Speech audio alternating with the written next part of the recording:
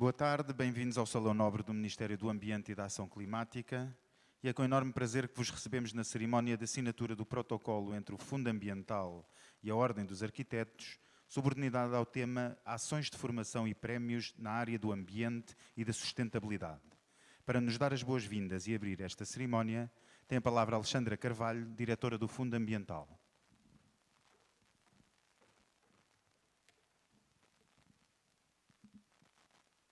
Muito boa tarde. Em nome do Sr. Ministro do Ambiente e da Ação Climática, cumprimento e dou as boas-vindas ao Sr. Presidente da Ordem dos Arquitetos, o arquiteto Gonçalo Birne, e a todos os que estão aqui presentes nesta sessão de assinatura do protocolo Ações de Formação e Prémios na área do Ambiente e da Sustentabilidade. Dou também as boas-vindas não só aos presentes, mas também a todos aqueles que nos acompanham virtualmente. O Fundo Ambiental, que iniciou sua atividade em 2017, é um instrumento financeiro que apoia entidades, atividades e projetos que perseguem os objetivos do desenvolvimento sustentável, contribuindo para o cumprimento das metas nacionais e internacionais em matéria de política ambiental e ação climática. Nós cobrimos 6 áreas de intervenção: a descarbonização, onde se incluem as áreas da mobilidade sustentável, da mitigação e da adaptação às alterações climáticas, a recuperação de danos ambientais, os recursos hídricos, os resíduos e a economia circular, a sensibilização ambiental e a conservação da natureza.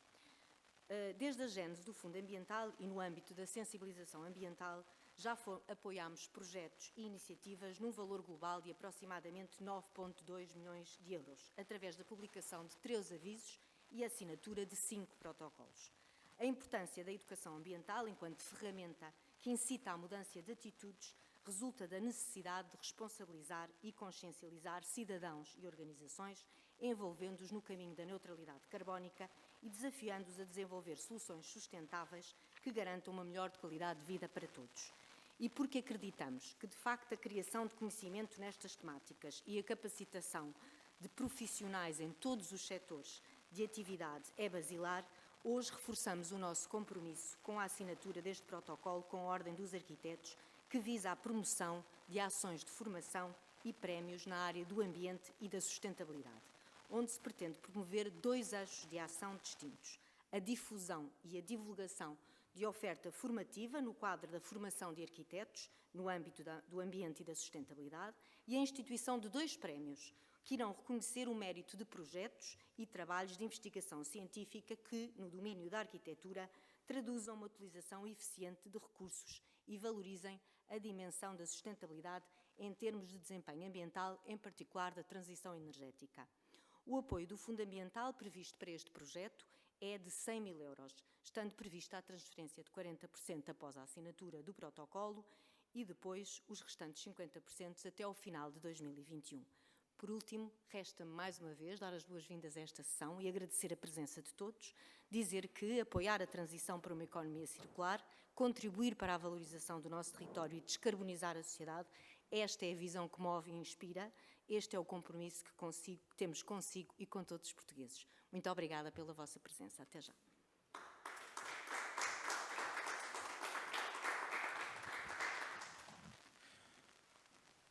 Tem agora a palavra Gonçalo Birne, Presidente do Conselho Diretivo Nacional da Ordem dos Arquitetos.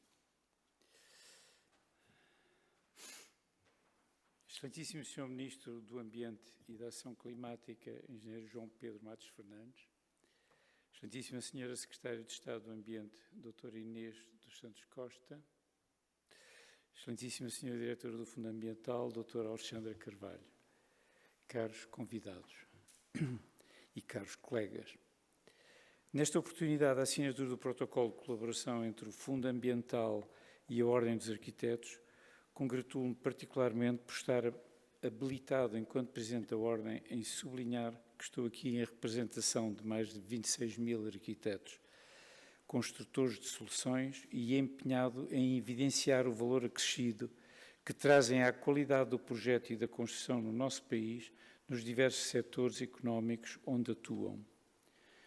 Congratulo-me também, e de forma singular, por a Política Nacional de Arquitetura e Paisagem integrar o conjunto de considerandos deste protocolo. A PNAP, Política Nacional de Arquitetura e Paisagem, reconhece que da arquitetura e também da paisagem procedem fortes implicações para o desenvolvimento do país, designadamente em termos de sustentabilidade ambiental, económica, social e cultural, de eficiência energética e de combate às alterações climáticas, e que contribui para uma economia mais competitiva, para uma sociedade mais digna, justa e inclusiva. Considero que é também uma oportunidade de, 6 anos depois da sua aprovação pela resolução do Conselho de Ministros, passarmos ao plano de ação aí consagrado através de diversos tipos de medidas.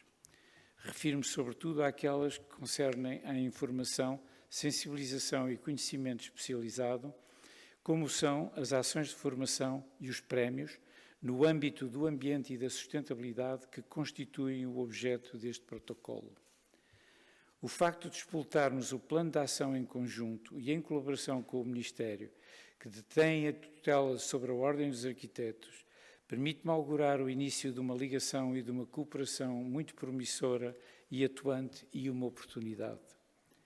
Será outra oportunidade a possibilidade da participação efetiva dos arquitetos no plano de recuperação e resiliência, no planeamento, no desenho e na construção da recuperação económica sustentável do país.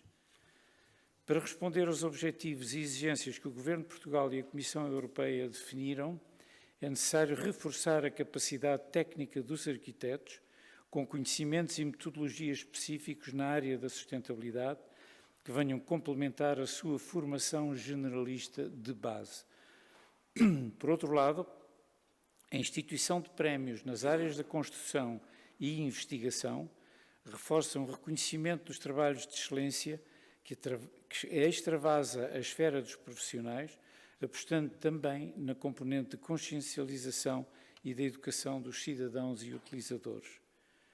A qualidade do que se constrói, a arquitetura e a paisagem é fundamental para o desenvolvimento sustentável do país e essa qualidade é o resultado de vários fatores que confluem para esse fim, os fatores ambientais, de eficiência energética e sustentabilidade, a preservação de valores culturais e históricos. Um ambiente construído de qualidade e sustentável é gerador de riqueza e determinante na atratividade da nossa paisagem e arquitetura e na competitividade da nossa economia. Com efeito, as alterações climáticas constituem um desafio que requer soluções mundiais, mas que impõem compromissos globais e locais e que a todos responsabiliza, obrigando a cooperar na prossecução dos objetivos. Enquanto arquitetos, não podemos esquecer que os edifícios são responsáveis por cerca de 40% do consumo total de energia da União Europeia e 36% da emissão de gases com efeito de estufa. Percentagens demasiado expressivas para que negligenciemos a responsabilidade de todos no que construímos, encomendadores, projetistas e cidadãos. Perante este momento de definição estratégica de uma política de sustentabilidade, é urgente incluir a arquitetura, as cidades que desenhamos, a paisagem e o território que transformamos, os edifícios que construímos e os impactos que possa ter para o desenvolvimento do país, social, económica e culturalmente. É no equilíbrio da sua produção nestes 3 vetores que os arquitetos defendem o bem comum, agindo como mediadores e intérpretes do interesse público e privados, dos interesses públicos e privados, enquadrando qualitativa e quantitativamente os múltiplos temas no sentido do desenvolvimento sustentável. Importa convocar a questão da durabilidade e da qualidade da construção, transcendendo a estrutura dominante que tende a entender por qualidade o cumprimento de metas quantitativas. A promoção de uma estratégia de reconhecimento e qualificação da arquitetura é essencial para obter um território nacional natural e construído, equilibrado, resiliente e sustentável. A rápida e grave evolução das alterações climáticas e os respectivos impactos negativos para a biodiversidade, a sustentabilidade ambiental e a qualidade de vida é incontornável. Em setembro de 2020, a Presidente da Comissão Europeia, Ursula von der Leyen, no quadro da Renovation Wave Strategy, lançou um novo repto, o projeto de uma nova Bauhaus europeia, que acrescenta uma dimensão cultural às medidas económicas, sociais e ambientais, um projeto cultural que integra todos os atores do setor e que considera a qualidade arquitetónica e do desenho como os seus princípios orientadores.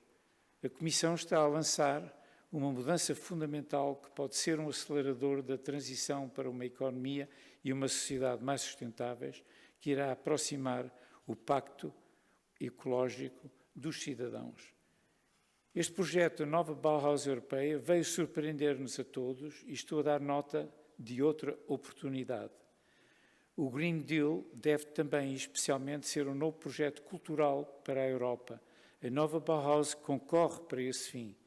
Abre caminhos e perspectivas do que se podem designar novos paradigmas que incluem a cultura. A resiliência é um dos seus objetivos, o que significa durabilidade, aumentar o ciclo de vida do construído. A própria Comissão parece, assim, reconhecer que a sustentabilidade vai além da sua natureza técnica, importa, pois, apostar numa relação alargada de sustentabilidade com a sociedade no momento presente e no futuro. O tema é também de natureza cultural, com relações vastas com a estrutura e a organização da sociedade. Esta vastidão tem gerado inúmeros estudos em quase todas as disciplinas do conhecimento, por vezes convergindo e cristalizando em algumas sínteses, necessariamente temporárias, dada ainda a atualidade e também a relevância do tema. Importa ir além da aplicação acrítica de um conjunto de regras deterministas e prescritivas, quase sempre expressas sob a forma de regulamentação técnica, parciais e mesmo potencialmente amplificadoras de soluções por vezes insustentáveis. No menor custo do presente não cabe a maior questão da sustentabilidade do futuro. É fundamental promover uma maior eficiência no uso dos recursos através da circularidade da economia. É importante valorizar a utilização de materiais de construção de base biológica, é determinante apostar em espaço público de qualidade e dar importância às políticas de mobilidade sustentável, nomeadamente apostando no transporte público e nas mobilidades alternativas ao automóvel. Importa apostar na promoção de uma educação para a paisagem e para a cidade, uma expressão de cidadania. A aprendizagem em torno da paisagem e da arquitetura é fundamental para a defesa do património natural e a construção de um ambiente construído de qualidade. O território tem de estar no centro das políticas públicas. Se a pandemia revelou as vulnerabilidades de um mundo construído, das cidades e da paisagem, veio também despertar na cidadania uma sensibilidade, mas também, até certo ponto, uma reivindicação. A crise pandémica veio exigir soluções. A tendência mais frequente na busca de uma construção sustentável é a aposta nas tecnologias, mas a sustentabilidade não é matéria unicamente tecnológica, embora também tecnológica. É preciso reabilitar, reciclar, repensar os modelos de vida com consequências diretas na forma de habitar, de construir, de utilizar os espaços públicos. O Covid-19 apenas veio expor essa evidência de uma forma clara e transversal. Esta crise é, afinal, um processo em desenvolvimento. É preciso saber aprender com ela, estabelecer objetivos e estratégias para, como arquitetos, num projeto, ir fazendo escolhas, abrindo janelas, espreitando o futuro, caminhando e medindo, elegendo e alargando as oportunidades. Este protocolo, hoje firmado entre o Fundo Ambiental e a Ordem dos Arquitetos, é, sem dúvida, uma oportunidade de todos, projetistas, cidadãos e governantes, aprendermos a cooperar na construção deste futuro, também presente, sustentável. Muito obrigado.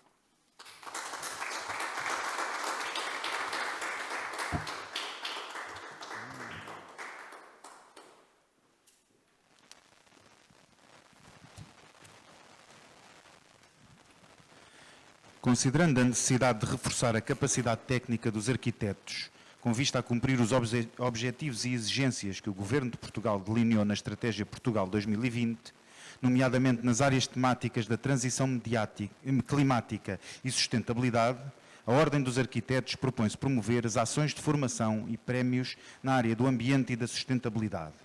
Assim, o presente protocolo visa estabelecer as condições de colaboração entre o Fundo Ambiental e a Ordem dos Arquitetos, com vista à promoção de ações de formação e de 2 prémios na área do ambiente e da sustentabilidade, permitindo capacitar os arquitetos de conhecimentos e certificação nestas áreas. Para procedermos à assinatura do protocolo a ações de formação e prémios na área do ambiente e da sustentabilidade, peço a presença de Alexandra Carvalho, diretora do Fundo Ambiental. Peço também a presença de Gonçalo Birne, presidente do Conselho Diretivo Nacional da Ordem dos Arquitetos. E, por fim, para testemunhar a assinatura do protocolo, convido também o Sr. Ministro do Ambiente e da Ação Climática, João Pedro Matos Fernandes.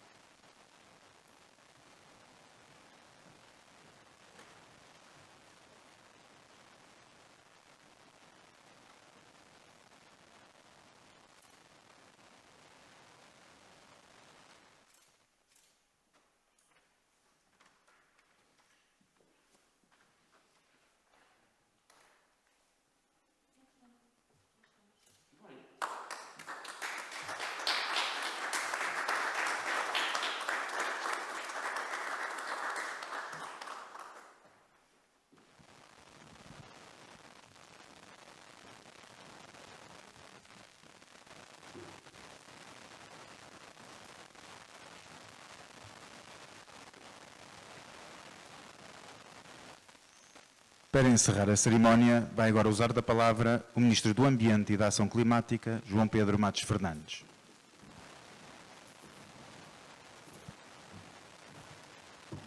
Sr. Arquiteto Gonçalo Birne, Sra. Arquiteta Paula Santos, demais pessoas que nos acompanham, minha querida Inês, distinta colega de Governo, Alexandra Carvalho, Secretária-Geral deste Ministério, mais pessoas, nomeadamente do meu gabinete, que se juntaram a nós nesta tarde. Hoje é, de facto, um dia de satisfação para mim. A minha Frances McDormand ganhou o Oscar logo no início do dia. Depois, uma notícia melhor ainda, não morreu ninguém com Covid em Portugal no dia de hoje. E, obviamente, a uma escala diferente, este protocolo é da maior importância e eu sinto que o devo, acima de tudo, à Inês, porque foi com a Inês que eu aprendi esta frase. Se calhar o qualificativo é meu, não é dela, que ela é mais educada do que eu. A construção é a atividade com a mais miserável eficiência material que existe em todas as atividades da economia e da sociedade. E é muito aí que radica a vontade de provocar uma mudança grande na eficiência material da construção, e é aí que radica, repito, este protocolo. Recordo muito bem de já ter feito este desafio a ordens anteriores, ou à mesma ordem, mas com outros dirigentes, e logo na primeira reunião, em que tive o gosto de reunir com o arquiteto Gonçalo Birne e a arquiteta Paula Santos, aquilo que eu mais me recordo, desculpem-me a vaidade, é mais daquilo que eu disse do que os senhores disseram, que eu dizia, e se fosse desta vez que nós lançássemos, e eles disseram logo que sim, eu fiquei todo contente. É mesmo importante nós sermos capazes de transformar a forma como construímos num país onde se constrói bem e onde há uma técnica e um conjunto de artes de construção que fazem com que a construção civil em Portugal tenha muito mérito, não só da qualidade dos seus projetistas, à qualidade dos seus artistas, dos seus mestres de construção e até dos empreiteiros. É fundamental nós garantirmos que continuamos a construir bem, tendo mesmo esta dupla preocupação. a preocupação da eficiência energética, da procura de edifícios neutros em carbono e a preocupação da eficiência material, isto é, de juntarmos muito menos quilos de matéria-prima virgem para produzir €1 de valor. E foi também com a Inês, que é a mais presente desta cerimónia, que eu aprendi que estas questões são, de facto, questões que se ganham no momento zero, isto é, no momento do projeto. É no momento do projeto que nós podemos conceber, do mais banal dos objetos a um edifício, que nós podemos ganhar o desafio da eficiência material. Todos os tempos são tempos relevantes para fazer exercícios como este, protocolos como este e, sobretudo, as ações de formação e os prémios que lhe vão dar seguimento. Mas eu direi que num tempo que antecede o PRR, com muita construção civil e obra pública que aí vem. Num tempo em que o Renovation Wave, que o Gonçalo Birne falou e muito bem, vai ser responsável, só aqui no Ministério do Ambiente, vão ser 600 milhões de euros para a renovação de edifícios, dos quais metade de habitações comuns e banais, como em qualquer uma de nós. Num tempo em que, dizia muito bem o Gonçalo Birne, a nova Bauhaus, que é uma parcela do European Green Deal, isto é, que é pensada seminalmente a partir daquilo que são as conquistas que temos que ter na nossa sociedade para sermos neutros em carbono em 2050, que, como dizia muito bem o Gonçalo Birne, é muito mais que um conjunto de tecnologias e, sim, sobretudo, um conjunto de técnicas, sendo que, obviamente, a estética é uma parcela dessas técnicas e o projeto, lato sensu, é também uma parcela essencial dessa mesma técnica. E, por isso, um projetista, quando vai fazer um edifício, com o que é que ele se preocupa? Com as regras urbanísticas. Antes não se preocupava, agora começa a se preocupar com as regras urbanísticas, com o orçamento que tem, com a envolvente construída, nem que seja para dizer não gosto nada disto e vou fazer completamente diferente, mas tenho a certeza que qualquer arquiteto olha primeiro à volta a ver o que é que existe, repito, seja para manter os elementos, para os continuar, para fazer parecido ou para dizer não gosto nada disto, vou fazer completamente diferente, mas olha sempre para a envolvente. Olha, obviamente, também para um conjunto de outras regras, das quais já faz parte a eficiência energética, mas tem mesmo que saber fazer melhor do que isto.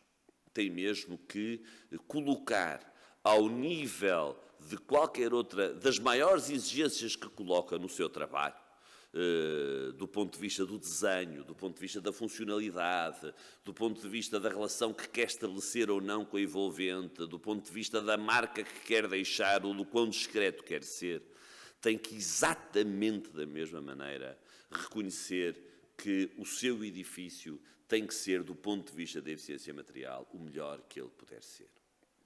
Isto começa logo por se conseguir na própria forma como os edifícios são desenhados ainda em planta, no sentido da multifuncionalidade dos espaços. Nós não podemos ter salões nobres só para assinar protocolos com a Ordem dos Arquitetos, embora os teus sejam muito bem-vindos. A utilização que é dada a este espaço é mínima. Por isso é que também está sempre fria. É mínima. Nós não podemos dar-nos ao luxo de ter espaços como este, por muito bem que aqui nos sintamos. Temos que encontrar forma de poupar nos metros quadrados e, consequentemente, poupar nos metros cúbicos dos materiais que introduzimos para evitar espaços como estes. E temos, sobretudo, que reconhecer que a quantidade, o parque construído que existe em Portugal há de ter, e os números são meus, para aí 90% dos materiais que são necessários para as construções que vão ser feitas nos próximos 100 anos. Isto passa só pelos projetistas? Não. De todo em todo. Passa também, por exemplo, pelo Governo, que tem que ter uma fiscalidade com que seja obviamente mais caro ir buscar areia ao rio do que a areia que é utilizada a partir das desconstruções dos edifícios. Mas nós temos que seguir mesmo o princípio de não colocarmos em obra nada que não saibamos, por muitos anos que viva, o que é que vai acontecer a esses mesmos materiais quando a obra deixar de ser feita. E tudo isto começa, evidentemente, na formação. Começa em formações muito diversas e a vitória da sustentabilidade ganha-se, eu direi, em minhas formações. Cito algumas. A de um economista que tem que perceber bem que numa folha de cálculo lhe escapa muita da realidade física e tangível e que o conceito de externalidade só permite que a conta dê zero. O problema é que o prejuízo ambiental, que é aparentemente compensado financeiramente, pode ser um prejuízo ambiental perpétuo e, portanto, a externalidade não é mesmo compensável. Isso passa muito na formação dos juristas, que têm que cada vez mais reconhecer que os crimes ambientais são crimes que têm mesmo que ser comparáveis àquilo que os juristas dão muito valor, como sejam os crimes contra as pessoas, agora também e bem os crimes contra os animais, os crimes contra a propriedade. Têm mesmo que ser colocados de forma pelo menos comparável a estes mesmos crimes, e isso não acontece. E os arquitetos e os engenheiros têm mesmo que perceber isto também. E têm que incorporar isso na sua formação. E as cadeiras de economia circular não podem ser aquela opção livre de 5º ano que alguns alunos escolhem. Cada vez mais isto tem que fazer parte da formação de base. E é por isso que é tão relevante este protocolo com a Ordem dos Arquitetos. Porque sabemos que não é amanhã que os currículos vão mudar nos cursos, é absolutamente fundamental começar por aqui. Começar por, da minha parte, agradecer muito à vontade de compromisso manifestada pela Ordem dos Arquitetos, que resulta, logo em primeiro lugar, não da sensibilidade de uma ordem, mas da sensibilidade de quem dirige essa mesma ordem. De facto ter mesmo esta sensibilidade. Recordo muito bem, arquiteto Gonçalo Birne, ter lido uma entrevista sua, não sei se ainda em período eleitoral, se depois já ter ganho as eleições, mas depois de ter lido essa entrevista, ter dito assim: o senhor arquiteto há de me bater à porta e eu vou lembrar esta entrevista. Porque, de facto, foi uma entrevista que me encantou. Por razões várias, destaco esta, a enorme sensibilidade manifestada por si para este conjunto de matérias, isto é, para a relevância que tem a construção e a atividade do arquiteto, de uma maneira geral, num mundo mais sustentável e contribua para a maior felicidade das pessoas. E é essa a razão que nos trouxe aqui. A forma depois como a Ordem dos Arquitetos organizou a formação, decidiu os prémios, essa é mesmo uma decisão da Ordem dos Arquitetos, que muito estimamos, acompanhamos e financiamos, mas sentimos mesmo que a mudança é precisa. A mudança é precisa e a mudança faz-se também, obviamente, em parceria com a sociedade civil, aqui também representada pela Ordem dos Arquitetos. A mudança faz-se sensibilizando as pessoas, a mudança faz-se fazendo com que os arquitetos sejam mais exigentes na sua própria atividade e percebam que esta não pode ser, enfim, uma coisa com que também nos preocupemos. De uma vez por todas, o ambiente e a sustentabilidade deixaram de ser aquela causa com que também nós nos preocupamos, em que garantimos a nós próprios que é a última vez que vamos prevaricar, para a próxima eu já faço bem. Não, o ambiente deixou de ser pano de fundo para ser o driving force da transformação. E por isso também 37%, cito de cor do PRR, é dedicado à ação climática. E isto não quer dizer que 37% dos projetos sejam do Ministério do Ambiente, não. Uma parte muito significativa, salvo erro, 1,5 bi que existe para a habitação e habitação social e habitação a preços acessíveis, contribuem também com uma parcela para este mesmo TEC climático. E isso acontece na generalidade das infraestruturas. E para isso temos de ter arquitetos e engenheiros muito conscientes do seu papel enquanto projetistas. Por isso, agradeço muito à Ordem dos Arquitetos ter aceitado este desafio, já agora sem qualquer dificuldade. Mentiria aos que não estiveram na reunião, que eu tive que convencer. Não tive que convencer nada.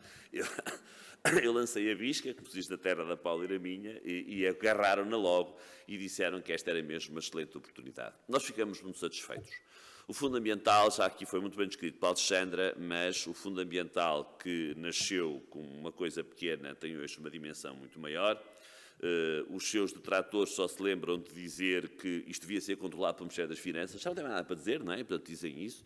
Queriam também que fosse o Ministério das Finanças a controlar o Fundo Ambiental. Nós vamos resistindo galhardamente para que assim não seja.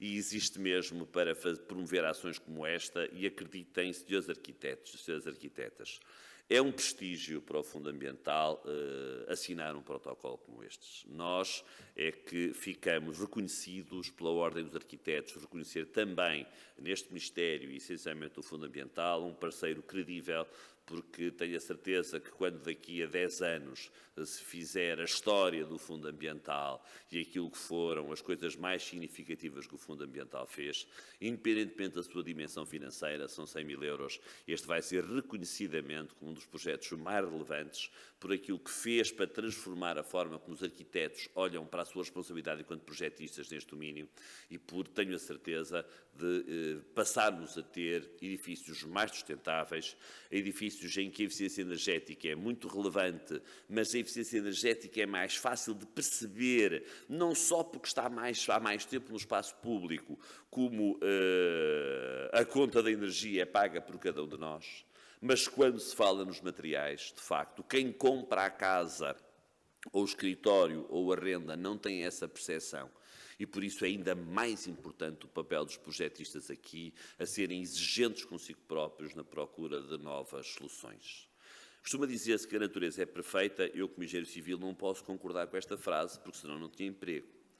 A natureza é perfeita nas quantidades. A natureza é perfeita nas relações que estabelece dentro dos ecossistemas. A natureza tem mesmo a noção do just fit, não tem nada a mais nem tem nada a menos. Mas as espécies evoluem, pelo menos evoluem nas suas necessidades. E eu diria que se a natureza fosse perfeita já vinha com casas e edifícios para nós morarmos, não vem.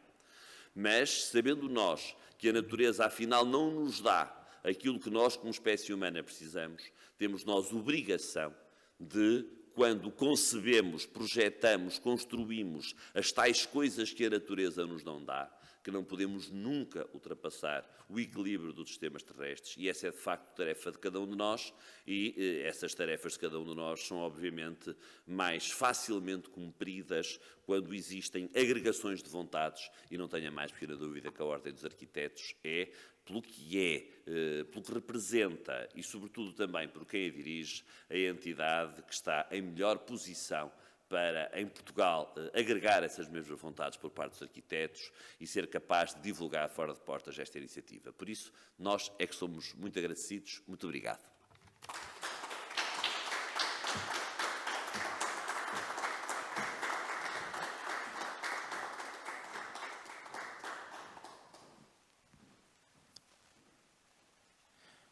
Damos assim por encerrada esta sessão. Resta-nos agradecer a vossa presença e desejar a todos uma boa tarde.